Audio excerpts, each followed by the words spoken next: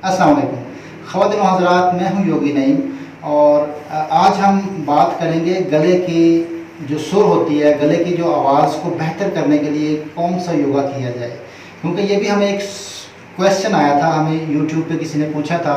हमारे एक बहुत प्यारे दोस्त, हमारे भाई हैं, जिन्होंने हमसे ये सवाल किया कि आप कुछ सुर को बेहतर करने के लिए, आवाज़ को बेहतर करने के लिए, क्योंकि वो नातें पढ़ते हैं, बहुत ही नेक काम करते हैं वो, और वो चाहते हैं कि गला ख़राब ना हो। क्योंकि मैंने अक्सर देखा है जो ज़्यादा गले से काम लेते हैं, जो लोग ज़्यादा गले से कुछ करते हैं, उनका गला ख़राब रहना शुरू हो जाता है।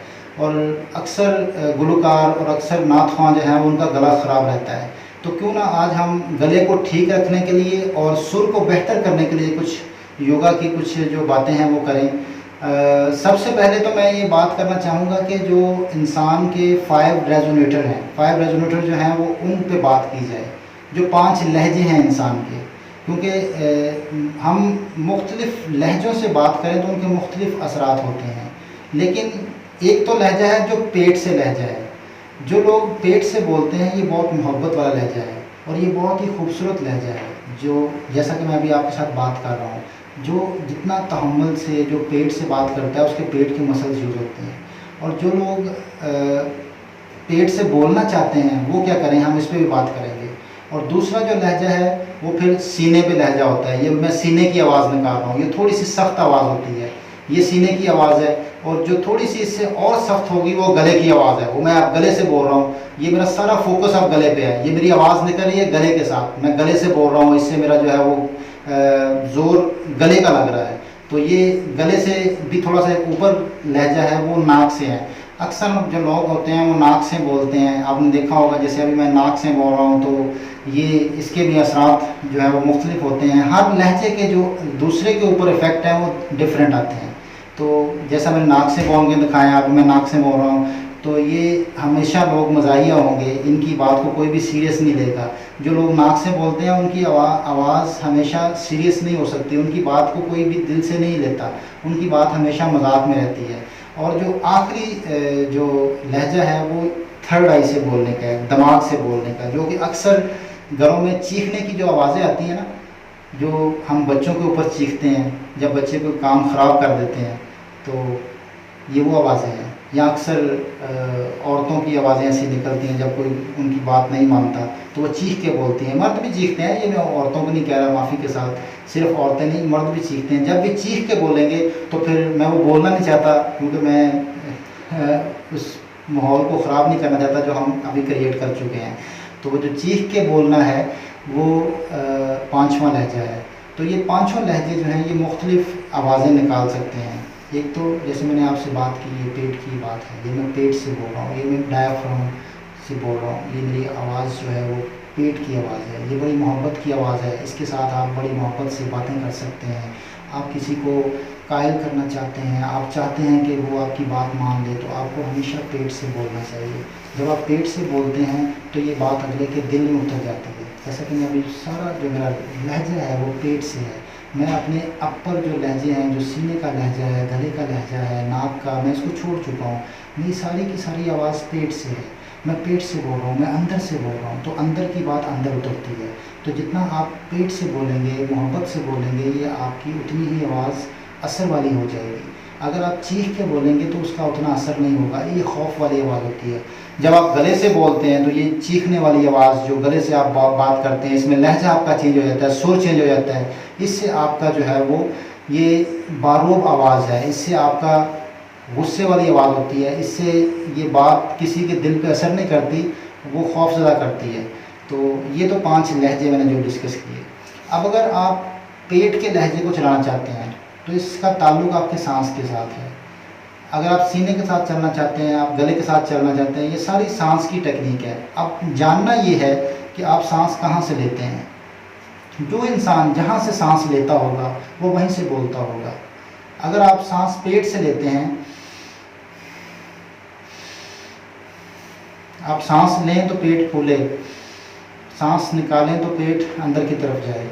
इसकी एक वाज़ेह मिसाल ये है कि जो बच्चे छोटे होते हैं ना, उनका पेट से सांस चलता है। आप कभी देखिएगा, जो छोटे बच्चे होते हैं जो बहुत ही मोहब्बत से बोलते हैं, चीखते नहीं हैं, और जो चीखने से छोटी उम्र है, जब बच्चा अभी छोटा होता है तो उसका सांस पेट से चलता है, उसकी आवाज़ मोहब्बत वाली होती है, वो रो के मांगता है, वो नरमी वाला लहजा होता है उसका, उसके लहजे में सख्ती नहीं होती।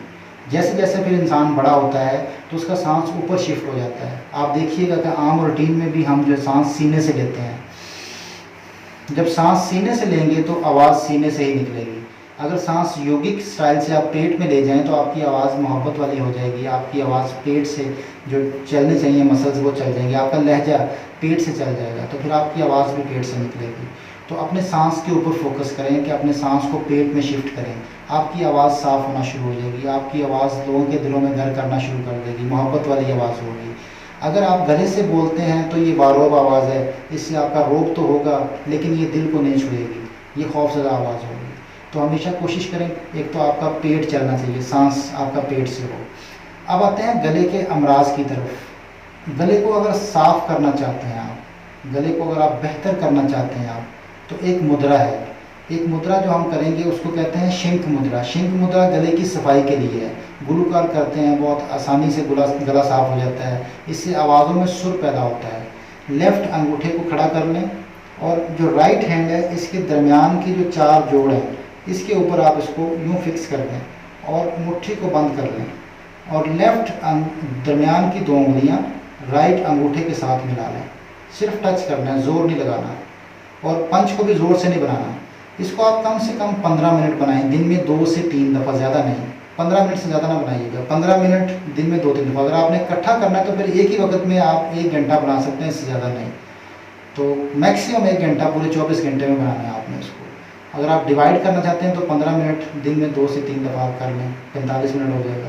तो ये बहुत ही फ़ायदेमंद होगा गले को साफ़ करने के लिए, सुर को साफ़ करने के लिए, आवाज़ को साफ़ करने के लिए। जो अक्सर लोगों को गले की ख़राबी रहती है, सुरों के अलावा भी अगर किसी का गला ख़राब रहता है तो वो इसको ज़रूर बनाएं। ये टॉन्सिल्स का भी इलाज है, अगर आप टॉन्सिल्स को ठीक करना चाहते हैं तो टॉन्सिल्स इससे ठीक होते हैं। एक तो ये करें, और अगर आपका गला ठीक है और आप गला ख़राब नहीं करना चाहते, आप चाहते हैं कि गला ख़राब ना हो और लेकिन आपको गले के अमराज हैं और आप गाने का शौक़ रखते हैं, तो फिर एक ब्रीदिंग है, उसको हम उजाई प्राण कहते हैं। उजाई प्राण ज़रूर किया करें। उजाई प्राण बेहतरीन ब्रीदिंग है गले को ठीक रखने के लिए। लेकिन अगर गला ख़राब है तो फिर नहीं करना, इसकी एहतियात है। अगर गला ख़राब है तो फिर इसको नहीं करना।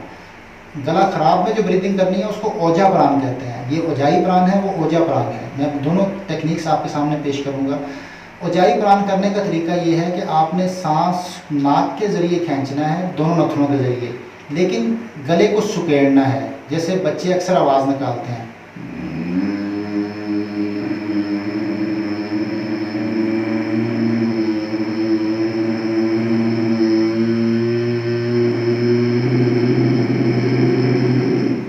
वापसी आपने दायां नाक बंद करके लेफ्ट साइड से सांस निकाल देना है।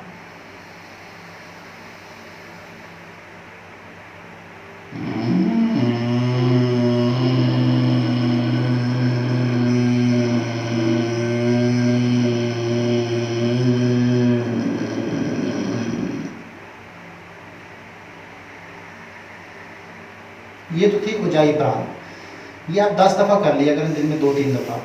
अगर आपका गला ठीक है और आप ये चाहते हैं गला ख़राब ना हो, और अगर आपका गला ख़राब है और आप बलगम निकालना चाहते हैं गले से, आप गले की सफाई चाहते हैं, तो फिर आपको ओजा प्राण करना होगी। ओजा प्राण इसकी रिवर्स करना है। आपने सांस नॉर्मल लेना है, सांस निकालते हुए आपने गले से उस तरह आवाज़ निकालनी जिस तरह हम अक्सर निकालते हैं, ऐसे हम गला साफ़ करने के लिए करते हैं, लेकिन आपने ये मुसलसल आवाज़ निकालनी है।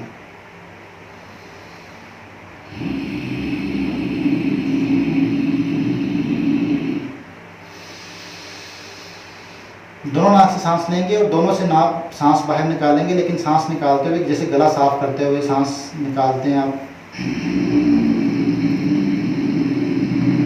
आवाज़ निकालेंगे।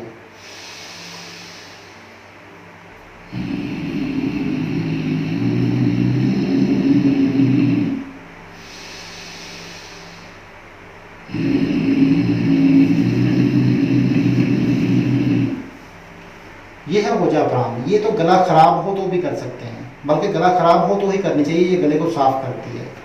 ये तो आपको ब्रीदिंग्स भी बता दी हमने, मुद्रा भी बता दिया। अब कुछ पोजेज़ हैं जो कि बहुत ही बेहतर करते हैं आवाज़ को। पहले मैं उनको बहुत सिंपल अंदाज में करूँगा, फिर मैं आपको प्रॉपर पोजेज़ करके दिखाऊँगा। सबसे पहले हम फ़िश पोज का डिस्कस करेंगे। फ़िश पोज अगर किया जाए तो इससे भी गले की जो है वो पिच बेहतर होती है, गले की आवाज़ बेहतर होती है। आप ऊपर देखेंगे सिंपल, और अपने गले को ऊपर स्ट्रेच करेंगे। यहाँ पे वेंट पंप के ऊपर स्ट्रेच आना चाहिए, नीचे का जबड़ा ऊपर खींचेंगे और रोक लेंगे थोड़ी देर के लिए।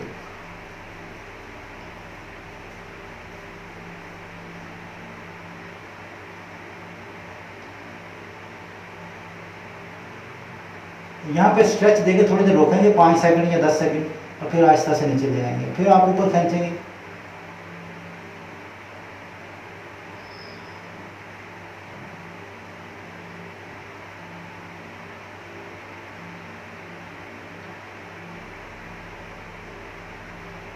इसी तरह फिर आप राइट और लेफ्ट से भी स्ट्रेच करेंगे, तो उसमें जो है ऊपर देखते हुए पहले आप राइट साइड पे गर्दन को ले जाएंगे और आप स्ट्रेच करेंगे। यहाँ पे स्ट्रेच आएगा। इस तरह फिर दूसरी साइड पे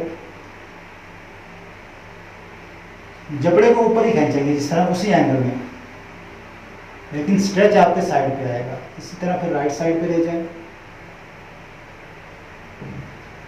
स्ट्रेच यहाँ आएगा। इस तरह फिर दूसरी साइड,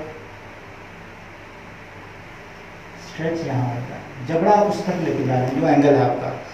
तो ये आप ट्विस्टिंग करके भी स्ट्रेच कर लें, सीधा रखते हुए भी स्ट्रेच कर लें, तो ये आपका पूरे गले का स्ट्रेच हो जाएगा और इससे आपकी आवाज़ साफ हो जाएगी। आपकी जो आवाज़ में जकड़न है या आवाज़ रुकती है, तो इसमें फ़ायदा होगा ये पोज करने से।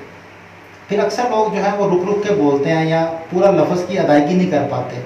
तो लफ्ज़ की अगर अदायगी अगर आपकी ख़राब है और आप गाना चाहते हैं या आप नात शरीफ पढ़ना चाहते हैं, तो आप अल्फाज की अदायगी करना चाहते हैं पूरे अंदाज में और अल्फाजी करना चाहते हैं, तो फिर आप कोशिश करें कि ज़ुबान बाहर की तरफ खींचा करें।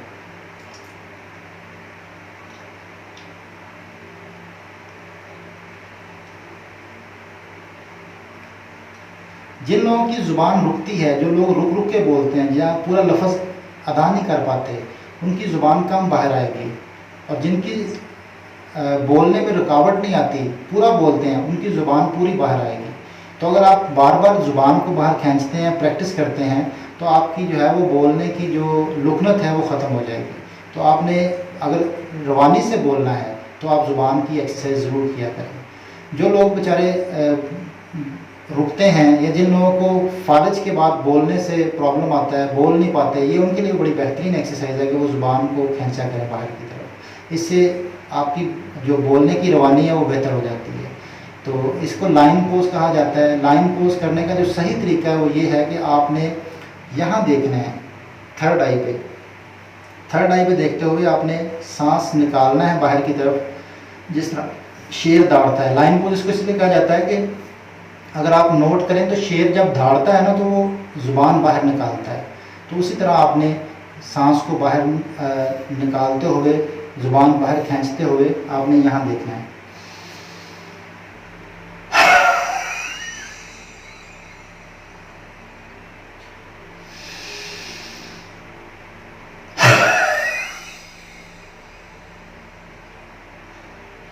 तो ये लाइन पोज अगर आप करना शुरू कर दें तो लाइन पोज बहुत ही बेहतरीन पोज है आपके गले की बेहतरी के लिए। तो मैं ये उम्मीद करता हूँ कि आपको ये मेरी जो बताई हुई टिप्स हैं बहुत फ़ायदेमंद साबित होंगी, और आपको, अगर आप गुलूकार हैं तो आपकी आवाज़ गाने में बेहतर हो जाएगी, और अगर आप नात शरीफ पढ़ते हैं तो आपकी जो नात शरीफ में जो आवाज़ है वो बेहतर होगी। और इसके साथ ही मैं एक ही अर्ज़ करूँगा कि अगर कोई गलती हो तो मैं उसकी माफ़ी चाहता हूँ, और अगर आप उस गलती के बारे में मुझे आगाह कर दें कमेंट के ज़रिए तो मैं उसको ठीक करने की कोशिश करूँगा। इसके साथ ही इजाज़त चाहूँगा। बहुत शुक्रिया। अल्लाह हाफ़िज़।